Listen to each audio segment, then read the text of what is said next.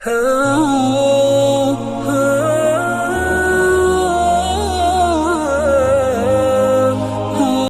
hukumnya jika seorang itu melakukan maksiat tapi dia tahu bahwa maksiat itu haram, fasik? Mulutnya berkata asyhadu an la ilaha illallah wa asyhadu anna muhammadar rasulullah, tapi hatinya tidak berkata, maka dia munafik. Lain di bibir, lain di judul lagu. Ada lagunya tuh. Saya cuma di masjid segan. Kalau di tanah lapang saya nyanyikan. Lain di mulut, hati munafik. Orang yang berkata asyhadu an la ilaha illallah, asyhadu anna muhammadar rasulullah, tapi tidak mau beramal, maka dia fasik. Yudillu bihi katsira wa yahdi bihi katsira wa ma yudillu bihi illal fasiqin. Maka orang yang fasik itu disesatkan Allah Subhanahu wa taala. Sudah tahu itu haram, dibuatnya juga. Fasik, jauh daripada hidayah Allah. Mudah-mudahan yang berbuat dosa selesai pengajian ini langsung mandi taubat. Balik dari sini mandi taubat. Mandi taubat itu macam mana Pak Ustaz? Macam mandi wajib. Mandi wajib itu macam mana Pak Ustaz? Hah? Tak tahu kau mandi wajib? Anak ada 5. Basah semua dari ujung rambut sampai ke ujung kaki. Kalau mandi wajib ini mana yang duluan basah Pak Ustaz? Terserahlah. Kalau kau salto kaki duluan. Salto apa pula kaki duluan? Kepala duluan. Boleh mandi wajib di kolam renang Pak Ustaz? Boleh. Di laut Pak Ustaz? Mantap. Pergi mandi tobat kau ke laut. Bukan cuma dosa hilang. Kalau sampai ke tengah kau hilang sekalian. Habis mandi taubat, solat sunat taubat. Usolli sunnatat taubat raka'ataini lillahi ta'ala. Habis itu banyak-banyak beristighfar.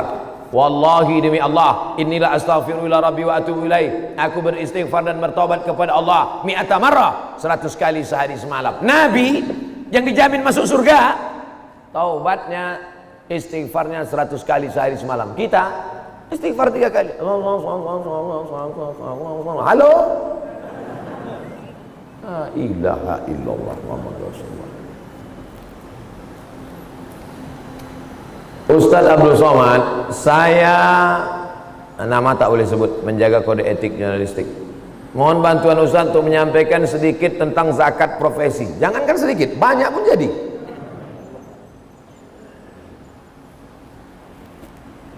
Zakat yang paling tinggi pendapatannya selama saya berceramah, penduduknya 175.000. Penduduknya 175.000. Zakatnya 18 miliar. Banyak apa sedikit? 18 miliar tuh kalau kita belikan cincau. Oh, gembong kita. Berenang kita. Rakyatnya cuma 175.000. Tapi zakat 18 miliar. Namanya Kabupaten Baru, Sulawesi Selatan. Sulawesi Selatan. Sukunya Bugis, mayoritas Bugis, orang-orang kaya Bugis. 18 miliar zakat. Saya tanya Tuan Guru bagaimana bisa masyarakat ini disadarkan 18 miliar? Ada teladan.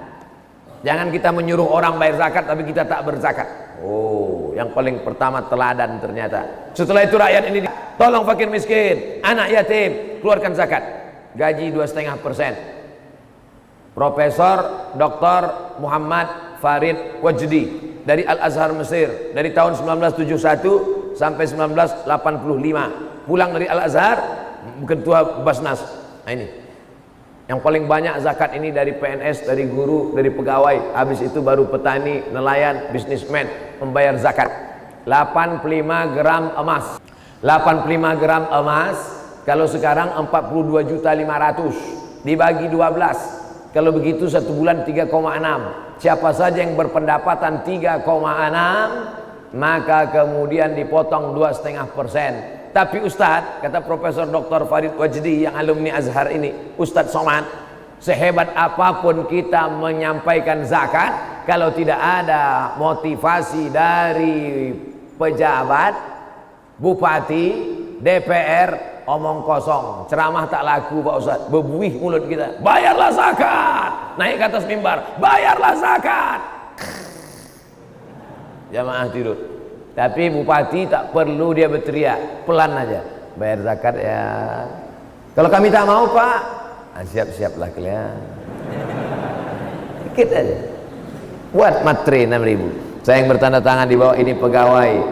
Pas cerita zakat tiba-tiba rusak nih. Ada sabotase nampaknya. Saya yang bertanda tangan di bawah ini pegawai kabupaten. Kalau saya tidak membayar zakat, maka saya siap dicampakkan ke pulau yang paling jauh dekat dataran Tiongkok. Tidak ada cara lain menyelamatkan umat ini kecuali dengan aturan. Awalnya keterpaksaan. Apa kata pepatah Melayu? Allah bisa karena biasa. Kalau sudah terbiasa dia bayar zakat, insya Allah kita selamatkan masyarakat ini. Bagaimana kalau kita bayar zakatnya di luar Karimun? Tu'khazu min aghniyaihim wa turaddu ala fuqaraihim. Diambil dari orang kaya di negeri itu, diberikan kepada fakir miskin di negeri itu. Cari makan di Karimun, bayar zakat di kampung. Apa maksudnya ini bro? Pak Ustadz, di kampung saya banyak orang susah, pakai prosentase lah. 75% di Karimun, yang 25% di kampung halaman. Jangan kau bawa semua di kampung, habis itu kau cari makan di sini. Di sini ada fakir miskin. Makanya bayar zakat itu ke Basnas, Badan Amil Zakat Nasional, supaya diatur terus. Waktu saya sosialisasi di Kampar, Kabupaten Kampar Riau, bayarlah zakat ke Basnas. Datang satu bapak-bapak, Pak Ustadz, kalau saya bayar ke Basnas saya tak dapat, keluarga saya tak dapat, orang kampung saya tak dapat, maka saya tak mau bayar ke Basnas. Kebetulan orang Basnas ada di situ, ada ketua Basnas di situ. Pak Basnas, tolong jelaskan. Ditanyanya, ente berapa kasih keluarga zakat? 500.000. Serahkan harta ente ke Basnas, kami kasih 1 juta. Terdiam dia. Makanya kita buat daftar, saya mau bayar ke Basnas, tapi saya selama ini ada tanggungan, ada tetangga saya, ada keluarga dekat saya. Kalau kalian mau bayarkan ini, maka saya serahkan. Insya Allah bersatu kita lebih besar. Zakat ini sama macam lidi, 1 batang lidi, apa yang bisa dibuat? Tapi kalau 1 sapu lidi yang besar, maka insya Allah jangankan fakir miskin, semuanya akan hilang. Seperti yang pernah dilakukan pada Khalifah Umar bin Abdul Aziz.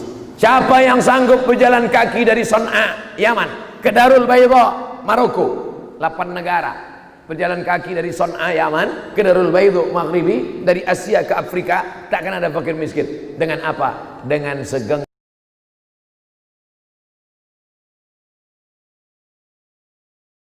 dengan perda, peraturan daerah yang dibuat di PR, disupport oleh bupati, kepala daerah, alim ulama menebarkannya, men-share-nya melalui ceramah dan khutbah. Selamatlah negeri ini daripada kristenisasi, daripada rentenir, daripada riba. Kenapa? Tertolonglah dengan ekonomi umat dengan zakat. Apa hukumnya seorang ikhwan dan seorang akhwat saling chat dengan tujuan ta'aruf? Ta'aruf itu 4 orang. Ada laki-laki didampingi keluarga laki-laki, ada perempuan didampingi keluarga perempuan. Tak boleh berdua-duaan dengan tak mahram. Lalu kemudian ditanyanya, mau kau nikah sama dia? Ku tengok dulu mukanya ya Ustaz. Kemarin ku tengok waktu keluar dari masjid, waktu di Karimun itu putih, rupanya matahari belum terbit. Tak jadilah Pak Ustaz, batal. Pas dilihatnya cocok, sempurna, putihnya sesuai Pak Ustaz, rupanya pas senyum gigi berkawat, tak jadi, batal. Sesuai kata Nabi SAW, pandanglah wajahnya. Kenapa? Li'annahu ajdaru, karena itu lebih menguatkan hatimu untuk menikahinya. Yang boleh tengok itu 2 saja, wajah sama tapak tangan. Apa guna tapak tangan ditengok pada zaman Nabi? Karena dengan tapak tangan itu bisa diketahui apakah dia perempuan merdeka atau budak hamba sahaya. Kalau hamba sahaya kasar tangannya, siap kau tidak menerimanya. Oleh sebab itu kalau sudah siap, istikharah, ma khaba man istakhara wa man alima man istasyara. Tidak akan sia-sia orang yang istikharah dan tidak akan menyesal orang yang mendengar pendapat orang lain. Fa idza azamta fatawakkal 'ala Allah. Bukan melalui chat berdua. Pertama tanya nama, lama-lama kirim foto, lama-lama entah apa-apa dia buat, lama-lama berjanji. Semoga Ustadz diberikan umur panjang yang berkah. Amin. Saya mohon izin menyampaikan tausiah Ustadz melalui tulisan, terutama masalah zikir. Boleh ya Pak Ustadz? Mantap. Ceramah-ceramah ini kalau bisa anak-anak muda kalian tulis ulang balik.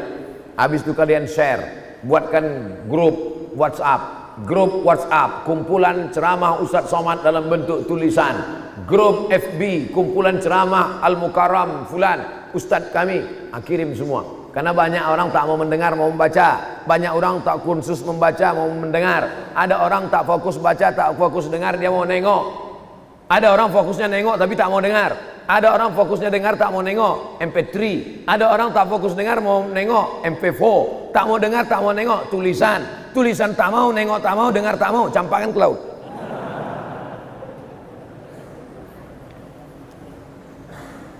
Saya simpan di deposito, ada bunganya, sedangkan bunganya tak boleh diambil. Jadi uang yang kita dapatkan itu sebagusnya kemana Pak Ustadz? Pertanyaan ini pernah ditanyakan kepada Syekh Yusuf Al-Qardawi, diterjemahkan dalam buku namanya Fatawa Mu'asirah, fatwa-fatwa kontemporer. Menabung di bank konvensional, karena di kampung dia tak ada bank Riau Kepri Syariah. Terpaksa menabung di bank konvensional, karena kalau diletakkan di bawah bantal hilang. Saya khawatir kalau diletakkan bawah bantal Pak Ustadz. Kau khawatir pencuri? Tidak. Jadi siapa yang kau takut? Bini saya. Bang, duit apa nih bang? Duit sial. Kenapa duit sial? Udah kusembunyikan kau dapat juga.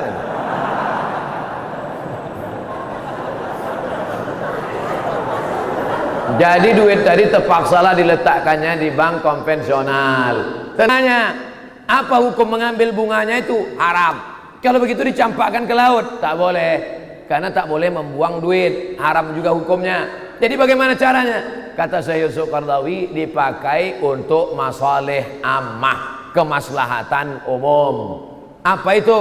Masjid, fakir miskin, anak yatim, panti jompo, pondok pesantren. Tapi ada juga pondok pesantren yang tak mau menerima duit ini karena kata dia subhat. Di antaranya pondok pesantren tahfiz Quran Buya Yahya. Nah, itu dia kasih tahu, duit-duit yang dari bank jangan. Aku tak mau anak muridku ini gelap otaknya, tak bisa menghafal Quran, gelap dia. Asal ditengoknya Quran tuh gelap aja. Gara-gara makan subhat, makan Arab. Ini kata Syekh Yusuf Qardawi. Saya Abdul Somad, fakir ilmu, tak ada ilmu. Saya hanya fatwa ulama saja. Saya baca, saya sampaikan. Saya dengar, saya sampaikan. Yang baik datang dari Allah, yang buruk dari hamba Allah yang dhaif. Mudah-mudahan kaji kita subuh ini mendapat ridha Allah Subhanahu wa taala. Amin ya rabbal alamin. Ala hazihi niyah wa kulli niyatin salihah. Al-Fatihah.